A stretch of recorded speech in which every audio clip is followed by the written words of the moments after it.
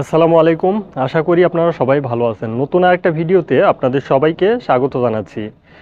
Saudi আরবের বর্তমান পরিস্থিতি অনুযায়ী কোন ভিসা দিয়ে আসলে ভালো হবে? এই প্রশ্নটা অনেক প্রবাসী থাকতে পারে। সে প্রশ্নের উপর ভিত্তি করে আজকের এই ভিডিওটি করা। আপনারা সম্পূর্ণ ভিডিওটি মনোযোগ দিয়ে দেখার চেষ্টা করবেন। আমি সৌদি আরবে আসছি আসলে অল্প দিন হয়েছে। নতুনভাবে আবার আসার পরিকল্পনার কারণটাই হচ্ছে বাংলাদেশে আসলে কোনো কিছু করতে পারলাম না। সেই জন্য কিন্তু সৌদি আরবে আসা।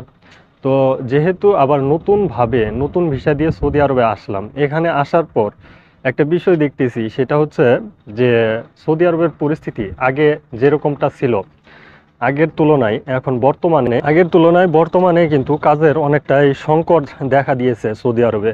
মানে এখন আপনার প্রবাসীর সংখ্যাও যেরকমটা বৃদ্ধি পেয়েছে, আর বর্তমান সময়ে সৌদি আরবের পরিস্থিতি অনুযায়ী মানে ধরপাকড়টা আসলে বেশি চলতেছে।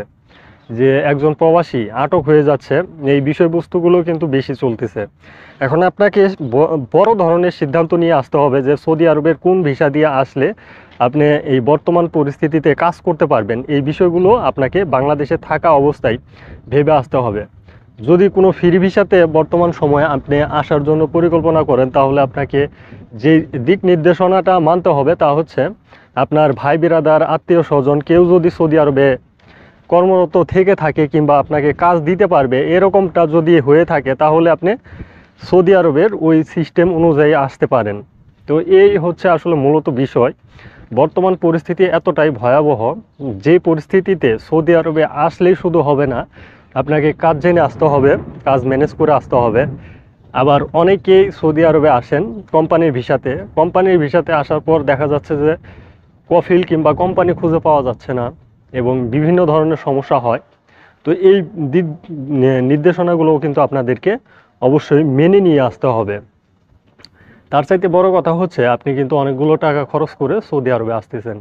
যেহেতু আপনি অনেকগুলো টাকা খরচ করে সৌদি আরবে আসতেছেন, আপনার কিন্তু অবশ্যই এই টাকাটা নিজের ঘরের না, কিংবা সুদের উপরে, কিস্তির উপরে বিভিন্ন মাধ্যম থেকে টাকা পয়সা নিয়ে আপনারা কিন্তু আসতেছেন। তো ওই টাকাটা উঠানোর যে বিষয়টা থাকে, সেটাও কিন্তু আমাদেরকে আসলে তুলতে হয়। তো এই সম্পূর্ণ বিষয়বস্তুগুলো একত্রে করে আপনারা সিদ্ধান্ত নেওয়ার চেষ্টা করবেন যে কোন ভিসাটা বর্তমান সময়ে আপনার জন্য গ্রহণযোগ্য এবং আপনি সৌদি আরবে আসার পর কাজ করতে পারবেন। এই বিষয়গুলো কিন্তু আপনাকে আগে থেকেই ভেবে তারপর সিদ্ধান্ত নিতে হবে।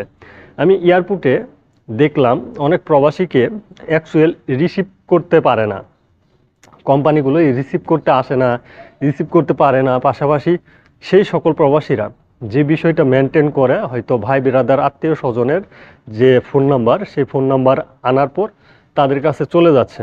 অ্যাকচুয়াল পরবর্তীতে যদি ওই ধরনের মানে প্রবাসী পরবর্তীতে ওই কোম্পানিতে যোগাযোগ না করতে পারে, তাহলে ওর পরিস্থিতি কেমন, তাহলে বুঝতেই পারতেছেন।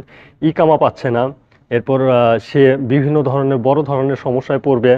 আরও বিভিন্ন ধরনের আসলে প্রবলেম থাকে সৌদি আরবে। একজন অবৈধ প্রবাসী সৌদি আরবে দিন পার করে অনেকটাই সমস্যাতে। আর সৌদি আরবে এখন ম্যাক্সিমাম জায়গায় কিন্তু খারাপ, মানে খারাপ বলতে আগের তুলনায় এখন কিন্তু আসলে চুরি, ছিনতাই কিংবা ধরে নিয়ে যাওয়ার ঘটনা কিন্তু ঘটতেছে।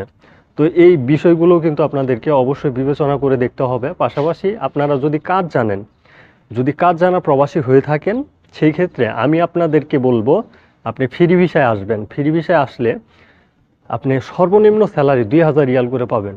আর এই 2000 রিয়াল দিয়ে আপনি যত দিনের ইকামা, সেই টাকা তো তুলতে পারবেনই, পরবর্তীতে আপনি ভালো একটা কোম্পানিতেও কাজ করতে পারবেন। অ্যাকচুয়াল যেভাবে আমি কথাগুলো বললাম, এগুলো আসলে কেউ বলবে না, আপনাদেরকে জানাবে না। আমি জানানোর চেষ্টা করলাম, কারণ আমি চাই না আমাদের কোনো প্রবাসী সৌদি আরবে আসার পর অনেকটাই সমস্যায় থাকে এবং কষ্টে থাকে। এই বিষয়টা আমি অ্যাকচুয়াল চাই না। এখন সৌদি আরবের আরও যে খুঁটিনাটি বিষয়গুলো রয়েছে, এগুলো আমি প্রতিনিয়ত আপনাদেরকে জানানোর চেষ্টা করব। সেই জন্য অবশ্যই আমার চ্যানেলটিতে যারা নতুন ভিজিট করেছেন, অবশ্যই চ্যানেলটি সাবস্ক্রাইব করে পাশেই থাকবেন। ধন্যবাদ সবাইকে। সালামু আলাইকুম।